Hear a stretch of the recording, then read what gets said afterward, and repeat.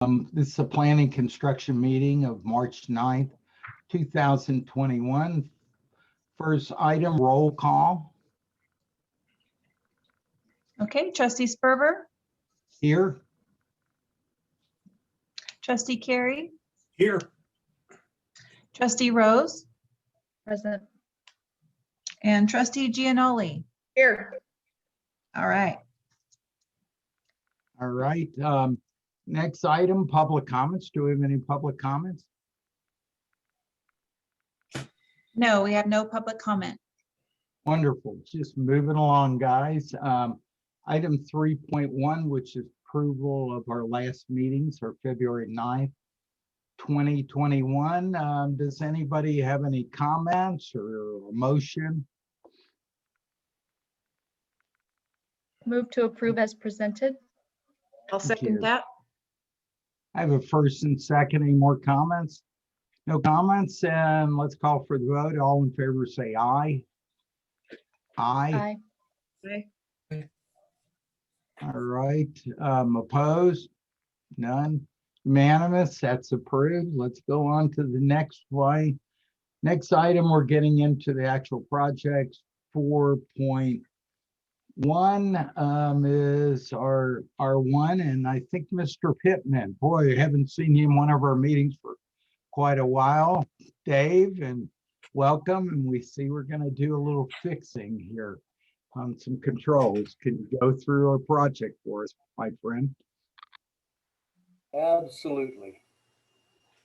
All right, can everybody hear me okay? Yes. Yeah, we can hear you and we can see your actual presentation. Okay, good deal. Looks like you got to get rid of the actual lines. There you go, my friend. Are we good there now? Okay. We are just perfect. Okay, so this is continuation of a project that we started a few years ago, a long time ago, actually. So this is authorization for the president and CEO to award a contract for phase 4 of the building control system replacement project and the installation of direct digital controls and equipment for the Reno Tahoe Airport Authority administrative offices with automated temperature controls in the amount of $320,500, exempt from competitive bidding pursuant to Nevada Revised Statute 332.115, subsections A, C, and G, and actually a few others. So good morning. For the record, David Pittman, Director of Facilities and Maintenance for the Airport Authority. So once again, the purpose of this is to award that contract with automated temperature controls.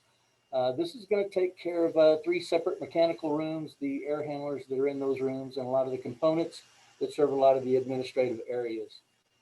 This action is in support of our strategic priority number 3 for facilities of the future, and number 8, sustainability as identified in our comprehensive strategic plan.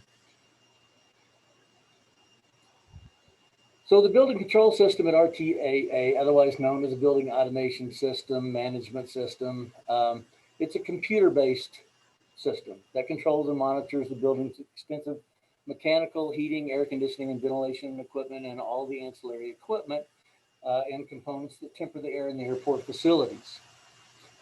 During the terminal, just a little bit of a history, during the terminal expansion projects in the early 80s, Johnson Controls was the vendor that was selected to install the first building control system here in the airport. And that managed the boilers and the chillers and all the air handler equipment. That old system was a pneumatic system. Essentially, it operated off a system of compressed air from thermostats on your wall in your offices all the way to the equipment in the central control plant.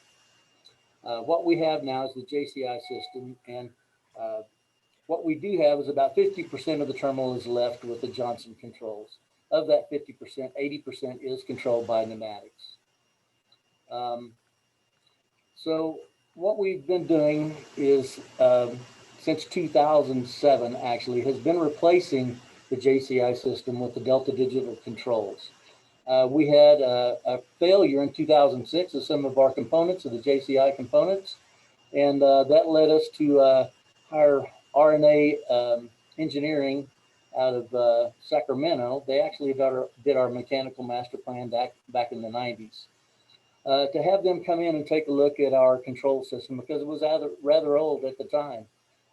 Right now, this system is over 30. It's approaching its 40th birthday, believe it or not. And according to the American Society of Heating, Refrigerating, and Air Conditioning Engineers, typical control system lasts about 20 years. So we're right on line, actually a little bit behind, but we are doing pretty good to replace that. So out of that program that we did with RNA, we found out, probable cost of replacing the system at the time was $1.7 million. 2007, 2008, as everybody remembers, that was a downturn in the economy. So even though we had the need to replace the system, it was decided by the executive staff and our CEO back then to systematically replace the JCI system with the Delta digital system.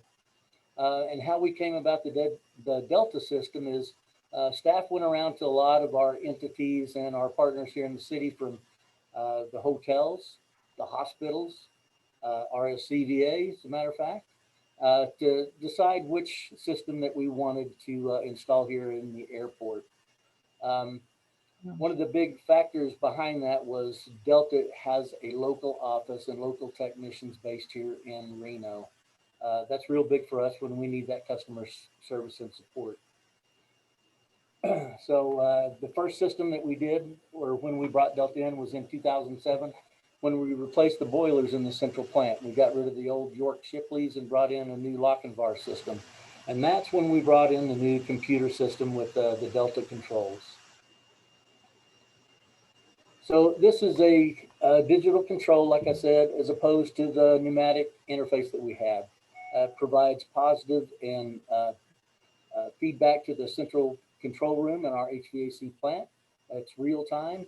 It allows adjustments to the temperature throughout the building from the control room. Before, and we still have this with the old pneumatic system, we've got the old thermostats on the wall, like in the boardroom, if you'll remember. We've got 3 thermostats in there. I can't control that from the central plant. I have to adjust the temperature in that room with those thermostats. So the digital controls are 20% more efficient, and it is a dedicated control optimization type system. And so, like I said, the boiler replacement was the first project. And then we moved into the new ARF station. We had the Delta system installed there, as well as the ticket counter areas and offices and the baggage handling system when we did the ABC project. The next one that we did was in the gateway area upstairs here with the central connector, all of the stores, the restaurants. We also installed it in the snow removal equipment building that we built back in, gosh, it's been 12 years now almost. We also put them in the Air Communication Center in the EOC. Phase 1 and phase 2 and phase 3, of which the board approved back in 2018. We started with the central plant for the chillers and some of the pumps and motor controls there. And then phase 3 was the baggage claim system. We also installed the Delta system in the SCED terminal. Design and project management services. This was actually programmed a couple of years ago, and because of the pandemic, we had to scrap that program, put it on the shelf. But we did get the design done with Ainsworth Engineering. So we took care of that and put it on the shelf.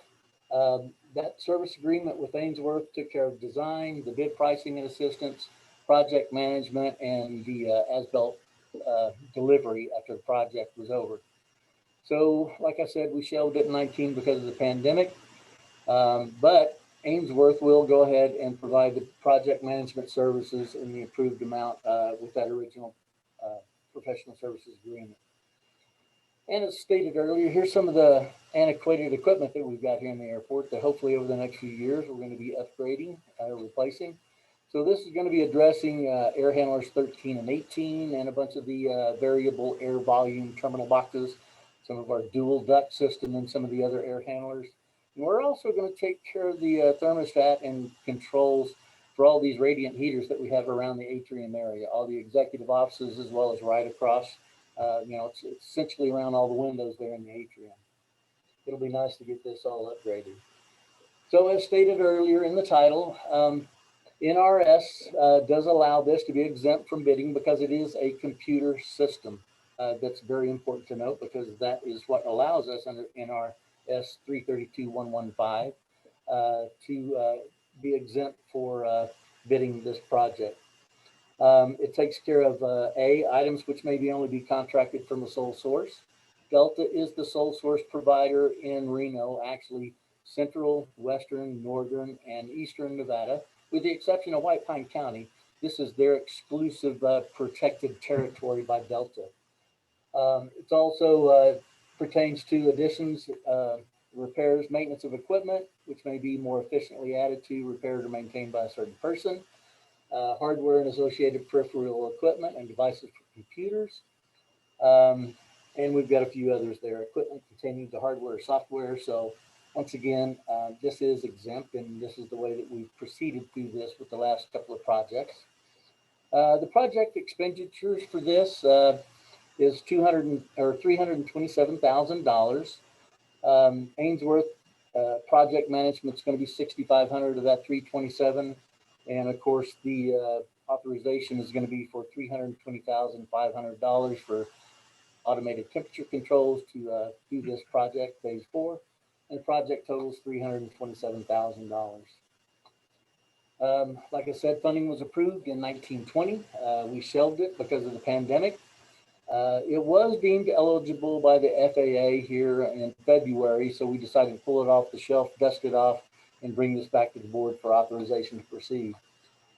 It'll initially be funded with our general fund, and then we will seek reimbursement for the FAA through the CARES Act funding.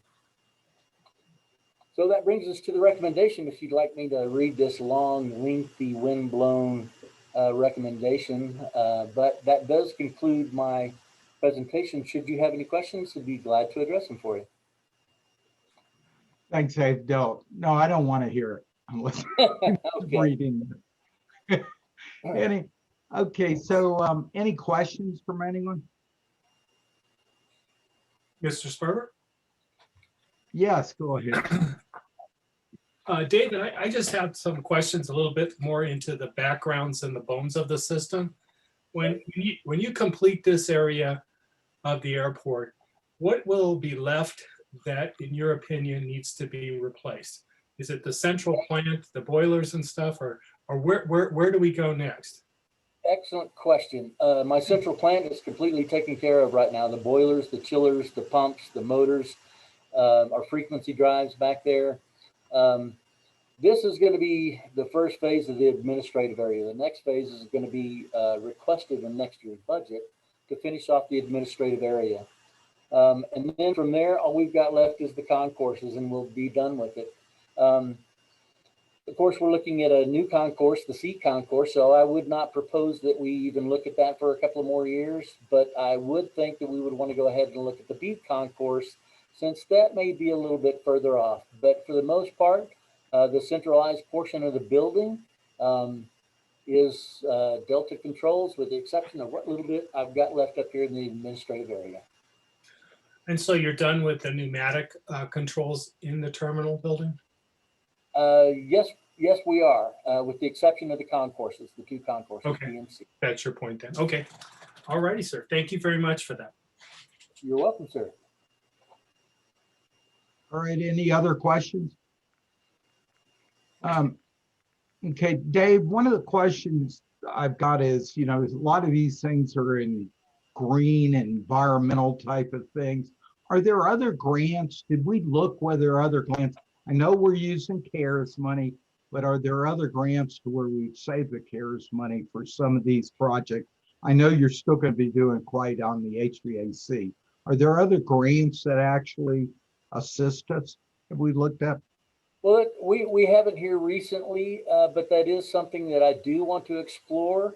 I'm hoping within the next couple of years we can start a mechanical systems master plan. And with that was where I would go out to explore to see what kind of grants there would be, especially with this pandemic that we're experiencing. There is a lot of focus on air quality and the health of a building. Right.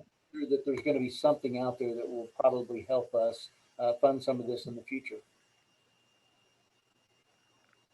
Right, okay, yeah, I want to make sure we keep on top of that because obviously, like you say, we're looking, yeah, quite a few things that have gone on in the industry.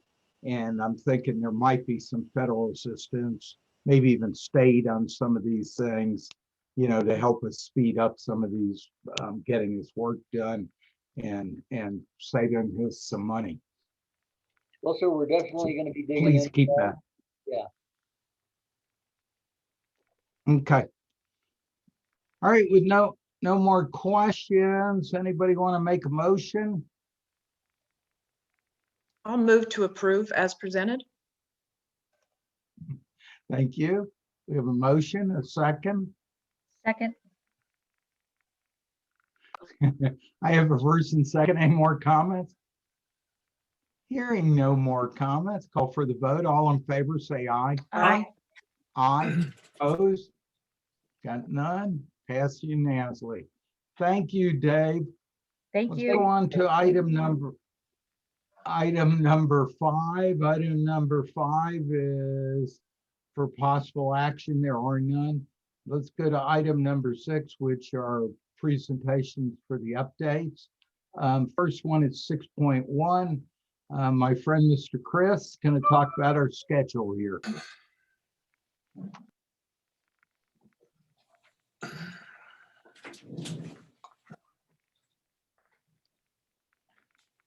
Here I am, Trustee Sperber. All right, my friend. We haven't talked in about 15 hours, 20 Yeah. hours. You know, I was worried you were gone and left us. no, sir, I'm here for you. At your pleasure. So I'll go ahead and share this with you folks. So I just wanted to cover a few items here on our updated schedule. And you'll be hearing more about a few things here from Mr. Caratola and Ms. Twitchell. But identify on here the runway and airfield wildlife mitigation. Both of those, they're highlighted in yellow. We just weren't sure exactly when in March we were starting here. We've determined March 15th next week they will be starting, and you'll be hearing from Tony more about that here in a minute with that next phase of construction happening on our runway. Additionally, phase 1 of the Reno Stead taxiway apron project, they finished up, did a substantial completion on the 22nd. So we're moving into closeout. One item that you will see next month is I will get phase 2 on here, the next portion that wasn't a part of the original design. Now we're moving into phase 2. So that you'll see that on here next month. And then the last one that's highlighted there is the veil. As we all saw, the poor folks in Texas went through kind of a nightmare. That actually impacted our project. We had some stuff coming out of there that pushed us back a little. So we extended that completion date there into March and moving into closeout. So those were the 4 items that have changed since last month, and looking forward, like I said, expect to see phase 2 of the Stead project included in here with the timeline in there. I'd be happy to answer any questions if you have any. Any questions, guys? All right, I guess let's go on to the next one. Tony, a little runway, getting ready to start working again on that thing, it sounds like, my friend. Absolutely. Good morning, Chair. Hear me fine? Yep. Excellent. Morning, Chair Sperber, trustees, Mr. Griffin, and staff. Yes, Tony Curatolo, Senior Project Manager for the Airport Authority, here to update the committee on the status of the Runway 16 Right project. So I'll pull up my screen here. Make sure I grab the right one.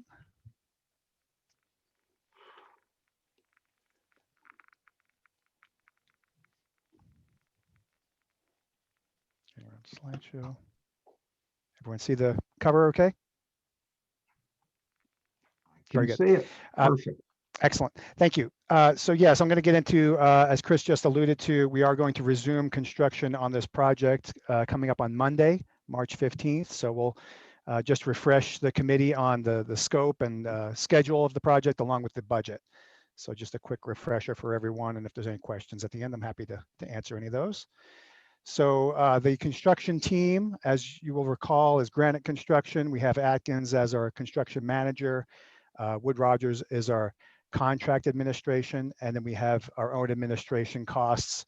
And those, all the costs are listed here. So for a grand total of $46.5 million. You might note the administration portion. It's kind of a larger percentage than we're typically used to on smaller projects. And this is due in part, in fact, that we have to bill out our grant administrator, Miss Faith Allen. 50% of her time is to be committed to grants, and this being our largest grant, and a lot of her most work that she's helped me with in managing it. A lot of that time goes into that. Along with that, there's some reimbursable agreements with the FAA, and those actually are covered under this section. So there's this whole Mauser portion. That's an FAA facility that we've been tasked to incorporate into the project, and all their inspection costs and visits and reporting needs to go into that, and flight checks and things like that. So this is a significant portion of the project. We have recently adjusted as well the budgets, and we appreciate the board's support in working through those, because we did have some adjustments to do after the first year's construction, and some right sizing of the CM and CA for Wood Rogers and Atkins. So thank you for that. So a refresher, here is our air side here at Reno, and we have the 2 parallel runways. North is to the left. And last year we started and completed these elements of construction. The orange boxes are the blast pads at each end of 34 left, 16 right runway. So you can see those are significantly reduced in size based on the new FAA design criteria. And then the green box was the taxiway alpha rim, or runway incursion mitigation. So it's been noted and discussed actually yesterday's user group, some of the precautions we're taking to clarify better to the pilots approaching. And this section has been fully rounded out, and we are working on other mitigations that we'll get into shortly. Also begun last year, but continuing this year, are these portions of work, and the purple bars at each end, you can see that at the north and south ends of the runway. That's the Mauser flight navigational aids. So that again is the FAA facility that we've incorporated into the project. We're going to be taking care of that.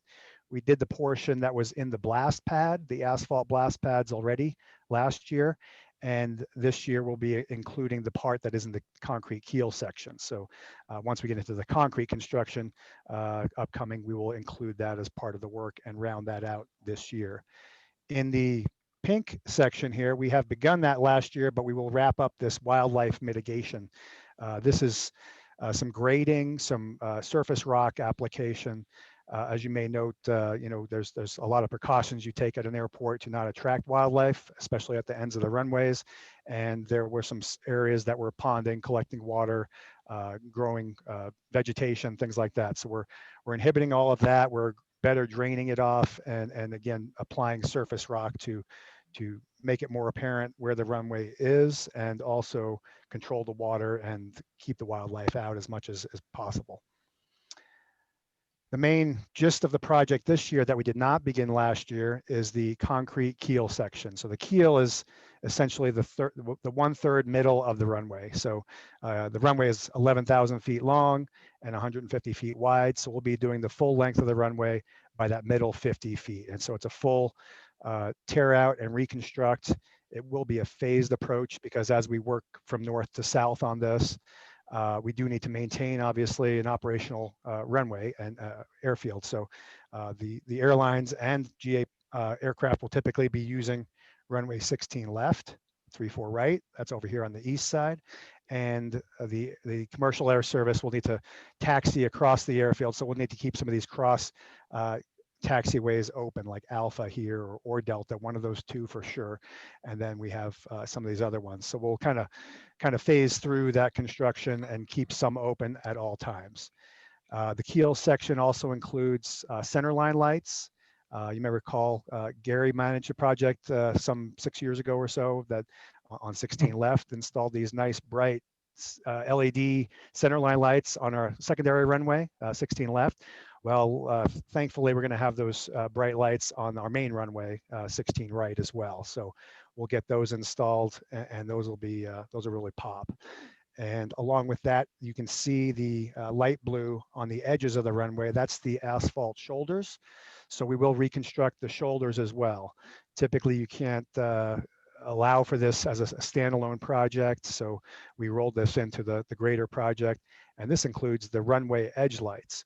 And part of those edge lights, if you haven't been out on the airfield in a while, what we did on 16 left, they're more of a bidirectional. So you only really pick up the lights if you're lined up along the axis of the runway. It cuts down on the light pollution and clutter for pilots as they're moving around getting to the runway. But once the tower has directed them to the start of the runway, then it becomes way more apparent. They're super bright as well, that you're in line with that runway. So it's real noticeable as far as when you're not in line with that. So that's a recent safety feature. The last element of the project will actually occur next year.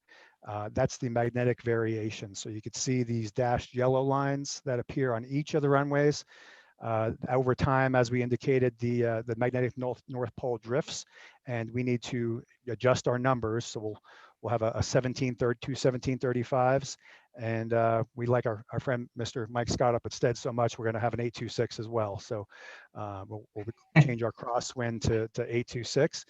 And that'll be a publication date of November 3rd, 2022. In fact, we just got off a coordination call with the FAA at 8 o'clock this morning. So we're moving forward on that and coordinating that. All the procedures need to change. There's a long queue as far as this goes. And the reason it got bumped, again, we're not unaffected by COVID, but luckily we are able to pursue the project during COVID, because that's actually a silver lining to all this, is that we're proceeding with all these great infrastructure projects when it hopefully has as little impact as possible. So that is kind of the scope of the project and where we're going. As far as schedule, just dropping in on the reconstruction project resumption. We'll be starting that on March 15th, which is this coming Monday, and that will be a 24/7 closure of runway 16 right, again for the keel, shoulders, the Mauser, and that wildlife mitigation. That'll go through the end of September this year. So that's what they're currently scheduled for. There will be a nested closure concurrent of runway 725 as the keel section gets reconstructed right in that intersection. We're going to have to close 725, unfortunately, and it takes some time to do that. As you well know, the concrete, not only does it need to be placed, but it needs to attain strength to have traffic on it. So it's a 45-day period, and that's about as fast as you can get in there, short of high early concrete, which we haven't had much luck with. So we're going to go with a high late concrete rather than the high early to get better construction. So that will be a period August 1st to 15th. And then we'll have a construction closure period, I'll call it, where all runways are open, and that'll be October 21 through the first part of October of 22. So due to the project, we won't have any closures for the MAGVAR until we hit the October 10th date, and then we'll start doing a rolling closure. And just for everyone's information, how that works is basically our publication date is November 3rd. So that's the magic date where all runways need to be renumbered or they're closed, and when they reopen as the new numbers. So we'll have a phasing project where we basically go through, working on the left and close that, and then when it reopens on the 3rd, we immediately close the parallel right. So we're looking forward to working through that and getting that coordinated. We did work out with the stakeholders, the airlines, our own air service group, as far as what some of those publication dates might be. So that's why it's pushed so late. We talked about maybe a March date. It really couldn't happen this year because construction, it would push the construction and shorten our construction season, which is already pretty short here in Northern Nevada. So it was determined to be next year as the best timing, and we're still in the window to change the numbers on those, and that's what we determined was the best option to happen. And we keep hammering the FAA. You change this once on us, don't do it again, and keep validating that November 3rd date, because you don't want to miss that. So with that concludes my report, and we're excited to get started again. And I will give monthly reports to the Planning Construction Committee as far as how it's going. Any questions, Chair? That's great. Tony, questions, comments, guys? Okay, the only question I want to make sure, obviously outreach we know is so critical on these things. Did you actually talk? I know I noticed what last night or something, you had a users committee meeting. Did you guys go through with them on this update? Absolutely. I briefed them several times, including last night, on the schedule and scope of the project to make them aware that, they will be sharing the 16 left with the commercial aircraft. And surprisingly, I honestly didn't hear too much about it last year when we did it, and hopefully that outreach has reminded them as well this year. And I do have a number of entities on my contacts list that I think it's over 500. I know it's over 500 people now that I send these blasts to, just to let them know this is what's coming down the pike. If you have any questions or concerns, I'm happy to answer them, but they just want to kind of let everyone know what the impacts are and what the expectations. Yeah, I know you do it, and just want to always kind of state that in one of these kind of things, because Sure. as we know, the outreach is so critical on this. Of all projects, there's nothing more than this as far as safety and things like that. So you haven't heard anything. The GA is not doing things over worried about things. You're working with them. Correct. I have not heard anything specifically related to the project, any Yeah. concerns or whatsoever. We were, one other item I'd like to share with the committee is we were exploring some other opportunities to maybe include parts of these other alternates. There were 4 alternates, you may recall, that were not awarded that we would have liked to have been awarded, been included, but due to some of the CARES Act funding and things as such, with them boosting sponsor shares to 100%, a lot of airports really got online quickly to get their projects out, knowing that. So it really kind of bit us maybe a little on that. But we are exploring some opportunities as far as some leftover funding from our airfield maintenance project from last year. So I imagine come another month or so, you may hear an item come before the committee and the board to add some concern areas.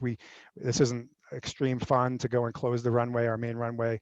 So we're looking to push that out as long as we can to have as little impact in the future, but also keep it as safe as possible for as long as we can before we have to undertake any further reconstruction. So just want to make you aware that may be coming down the pike. Okay. All right. Nothing else on that item. Let's go on to the next one. Next one is my friend Amanda. Looks like you got a little discussion for us coming up here. Go ahead. Yeah, good morning. Good morning. Let me get my presentation here.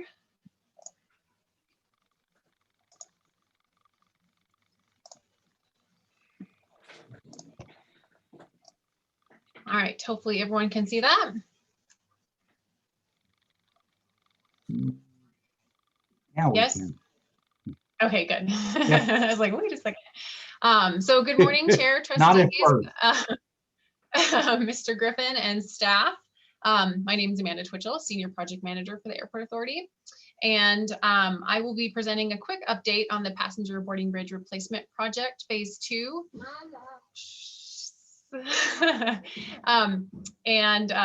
We felt this is a good time to update you because we're rolling out of the procurement fabrication phase and into the actual construction installation. And just a quick side note, I was actually in Ogden, Utah yesterday looking at our bridges. We did a factory acceptance test and Piper, stop please. We did a factory acceptance test. Sorry. And so it was really cool because there was 2 of our bridges on test stands. So we were able to walk through them, power them up, everything. And then we were actually able to see the other 3 being fabricated. So that was pretty cool. Okay, so to start, just a quick project description. We're replacing 5 passenger boarding bridges located on Concourse B at B4, B6, B8, and B9. And then on Concourse C on C11. They are the oldest bridges here at RNO, originally installed in 1998, and this will be the end of the cycle. We won't need to replace any more for another 5 to 10 years now. Everything will be within their useful life. The proposed schedule, we're starting on March 15th with B6, and I have on each of these kind of the airline that it affects. Most of these gates are not assigned. This is the only one that actually is an assigned gate for JetBlue. The rest are per turn gates.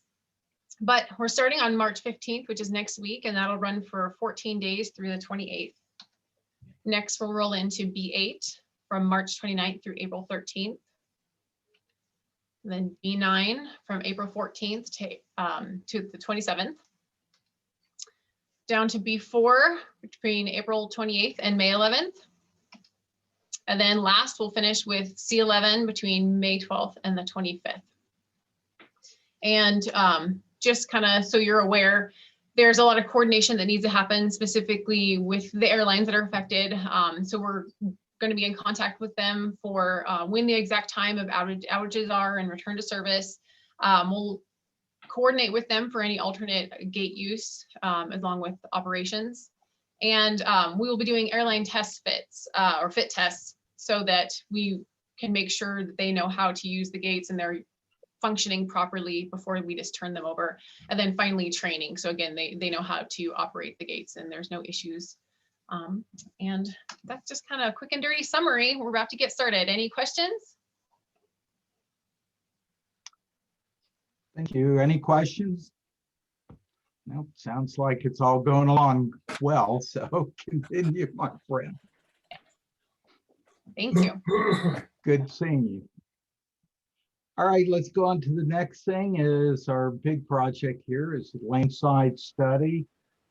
Lisa, and thank you. Yesterday we had a little bit of discussion, she and I and the crew and Sean, and just kind of looking at the very front end of this. So thank you, and let's go through it. Welcome. Good morning, trustees, staff, CEO Griffin. Lisa Butterfield, Manager of Planning and Environmental Services. I'm here to give an update on two of our planning studies. The first one's going to be on the landside operations area planning study, followed by the concourse redevelopment planning study. The landside update is going to be relatively short. The board approved award of the contract in February. We are still working with the InterVista's consulting team on their compliance with all of our contract requirements before the issuance of a notice to proceed. We do have two outstanding items that need to be in-house before we can issue that notice to proceed. Staff, however, has been working on the data collection phase. So we have been putting together the data that's been requested by InterVistas so that they can immediately start working on the project once we have issued that notice to proceed. So we are a little bit behind because we were hoping to issue the notice to proceed at the beginning of March, but we are still on track for a NTP issuance in the next week or so. Are there any questions from the trustees on the landside study at this point? Questions, anyone? Yeah, again, with that thing, like I know you put a schedule together with some milestones, so maybe slip in a week or something on the very front end here. Is that what's going on with this thing, with them trying to get their insurances and all? I'm used to this from being in the consulting side. Quite often you throw it into your insurance people and oh, you can't say this and this and that. I'm sure you're into some of those a little bit as we all get on the consulting side. Yes, sir. I just popped on the screen since you referenced the schedule. Here is our current schedule for the project. And as you can see, the first two major stages, well, maybe you can't read that, I'm sorry. The first two major stages are inventorying our existing facilities and re-examining the master plan recommendations. And that was to carry us through well into April. So I believe we're still on track to maintain this schedule. It is going to mean a little bit of a shorter period for the consultant to conduct their review, but I think we can catch up time before we move into the forecasting stage, which would be occurring in mid to late April. Right, and I want to say, as we talked, you are actually compiling the information you need to give them. So we're still working on getting it started on our side, right? That is correct. Okay. Because that's really the first part that needs to be done anyway, is what we give to them. So, all right, no more questions. Let's go on to your concourse planning. All right, so the second study that the planning team is working on is the concourse redevelopment planning study. As a reminder, the lead consultant on that study is Mead and Hunt, and they do have a number of sub-consultants. We have started the preliminary investigative work with the consultant team. They sent out a very large group of staff the week of February 16th. They were out here the 16th, 17th, and 18th. They brought with them their entire building systems team that included the electrical team, the mechanical, the plumbing, as well as the IT group. They had their structural and their civil engineers out here and their architects. And over the course of those 2.5 days, they were led around the airport by a number of staff. I need to thank our staff who shared their time, their expertise, and in many cases, their 20+ years of history with the building, and really made sure that our consultants got all the information they need, saw every single nook and cranny that there was, went into virtually every door that they could get behind. The work was thorough, and we have now started to follow up with data collection and all of the requests since those site visits. We've been collecting construction drawings, as-built for all of the existing structures, the utility plans. The air service team has been working on employment data. We're also collecting concession revenue information, and we've even put together some passenger survey data. So this is all information that the consultant team is going to be using to do their kind of deep dive into the existing facility, and to start helping us identify what the best plan is moving forward. The next major step that staff is working on is stakeholder identification for the primary stakeholder group, as well as a larger stakeholder group that would be invited to workshops. Executive team is going to be meeting to discuss how many people we need involved throughout the whole course of the study, how many can be brought in at key milestones. This is in recognition of the fact that workloads are very high, and this is a priority, but we also want to make sure that we're not overburdening our staff with meetings that maybe they don't need to attend, or it's not quite as critical. So we will be having those discussions to focus in on that internal stakeholder group as well as that external stakeholder group. And just a fair warning, we're hoping to invite the Planning and Construction Committee trustees to a number of these workshops and working groups. So you will be given notification of that when that occurs. And we're also very open to your thoughts on who should be in those stakeholder groups. And that concludes my update at this point. Happy to take questions. Questions, comments? Yeah, I like that you're bringing up about having some involvement with, with this committee on some of those. In the past, I've seen some of the stuff we've done the last couple of years of this, the ticketing and the terminal. There's been some good brainstorming, which I think is critical to any of these projects, and I'm glad we're starting to see that pretty well. You've done a good job on that, of involving us. I know like Jennifer's always like to be involved. I like to be involved, and as Sean does. Ms. Gianoli's been involved in so many things, and I think this committee likes to be where we're helping and giving feedback into these things on these type projects. So thank you. All right, let's go on. Thank you, my friend. Number 7, which is members' comments and requests. Committee members, do we have anything that you want to put on next agenda or talk about here? Well, it looks like this is all going good. Let's see. Let's go on to the monthly status of the projects. Again, these are the ones that they gave us a little update on, and if we have any comments or want to pull one to look at. I know one I'd like to look at is our stead, and there's some work coming up there, and looks like there could be some good news. So could you guys discuss that? I don't know if it's Chris or Gary or Darren, you want to talk about this, some additional work? It is Is Chris elevated so he can speak to this? Yes, he's coming in right now. All right, thank you. Yeah, and I'm sorry I didn't see Chris there. I thought he would be taking this, but There he is. I'm back. All right. you're back. I'm I back. was worried. In the saddle again. Worried about you. All right, Chair Sperber, trustees, Mr. Griffin, thank you. Thank you for pointing this out. Very exciting. Little time crunch on us here. Our ADO did get a hold of us, and they're looking strongly. They feel there's a possibility that they will be able to add an additional $1.3 million to the existing grant that we were going to use for phase 2, as well as a potential 2.4 million in a supplemental. Overall, this would increase our project at STED to about $6.9 million, round numbers, with construction administration, construction management, and actual construction. This is awesome. It really extends our ability to get more pavement on the apron and taxiway done.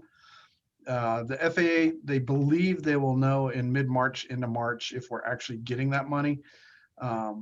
What we heard from them is they can't tell us it's 100%. That has to go back through DC.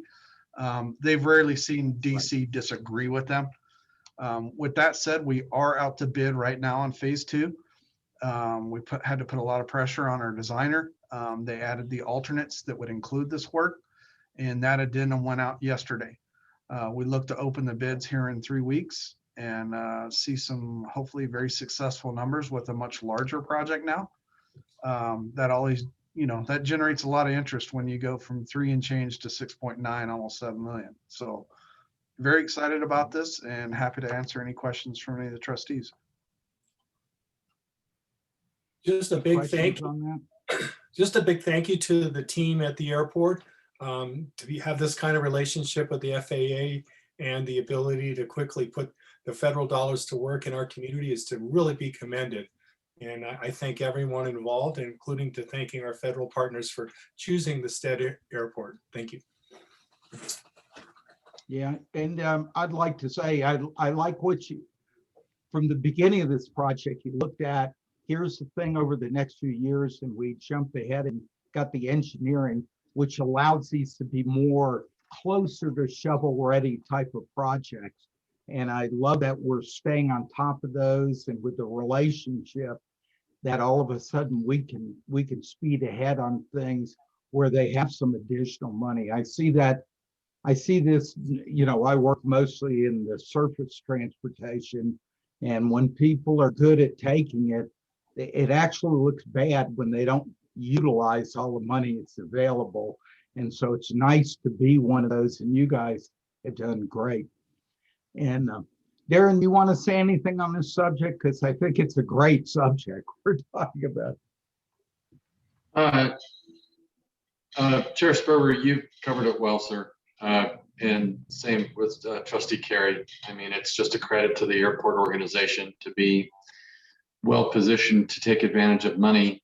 And it's important to the ADO that they get all the money out the door, or their region doesn't get as much next time. So having airports with a reputation like this is also a win-win for them. So we're going to get a lot of ramp at STED sooner than we expected, which is also a great message to the airport community up there that we're getting it as fast as we can. So look forward to seeing when it's all done. We'll have to go up there.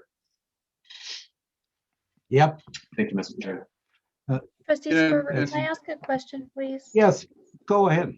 I'm sorry, going back to your general comments, I should have asked when we were back there. I'm just wondering, is the land committee still meeting regularly regarding the Dermody project?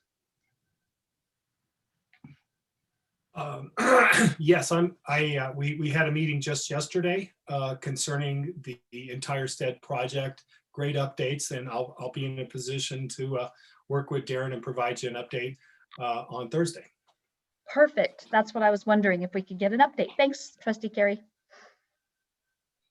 Yeah, do you think that, Jennifer, you may be proposing to put it back on? I didn't see that it got pulled off as under our STED thing. We've been doing that as project updates. Should we maybe put that back on? Or are there going to be things in the future? Might make sense if you discuss that as a whole general of stead development in the Well, future. maybe, What do you think, guys? maybe Trustee Carey could just decide if at some point during their meetings that something exciting happens, maybe he could ask you to put it on, Mhm. you know, this just to give us an update. But I'm sure the whole board wants an update as well. So I'm glad you're going to do it on Thursday. That's great. Yes, happy to Okay. do that. Darren has laid out a process. I'm sitting down about every 2 months with the team. And in that 2-month period, it's Darren and Tina and that whole team that's doing the day-to-day. So I rely heavily upon a great team that we have to be carrying the day-to-day. And I think that the 2-month touch points are providing a great opportunity. I want to assure you that this project has got a long way to go with some of that environmental process. And so I think we're making great use of all of our resources and time getting ready for the phases that come behind this EIS. And I think that the project is in the right direction.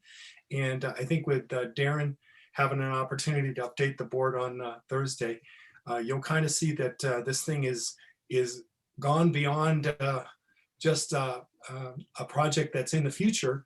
I think the team is really working to bring it to fruition as soon as possible. So Darren, I'll look to you for your wisdom on Thursday on this. Thanks. Yes, sir. You hear that? I'm going to send my liaison a 1-pager and let him report out to you all. We did cover a lot, and Trustee Carey is a valuable resource to us when it comes to all the different land development things that are happening. And it's kind of a staggering list, to be honest with you. We crammed a lot into an hour. So Trustee Carey, we'll send you kind of a 1-pager recap, and you can report out to the board with kind of your feeling on how we're doing. And then we'll just take it from there if that works for you, sir. My pleasure, sir. Thank you. Yeah, that sounds great. So sorry, Jennifer, I missed that about that item back. No, in no, there. don't be So that's sorry. good. Don't be sorry. Just kidding. All right, so let's see. So no more on projects. Does anybody else have any projects they want to highlight? Chris, is there anything you want to say additional, or anybody else on the committee? The one other opportunity I'd like to say here, just with the STED grant, is that our executive leadership and our financial situation and how they manage our money makes us have that ability to accept this money, because there's always a sponsor share 99% of the time. And through that leadership and financial standing, we're able to do this. So I just, definitely identify Mr. Griffin and Randy and his team and having us in a position where we can take that money and put up our little bit of a sponsor share and really get the benefit. Sounds great. All right, moving right along. Let's go to, do we have any public comments? Hearing No, none. we have no public comment. All right, ready to go to adjournment. Anybody want to move to adjourn? I'll move to adjourn. Thanks, everybody. Talk to you Thank you. next month. Or Yeah, See you on Mr. Chair. Thursday. see you on Thursday. Thank you. Bye.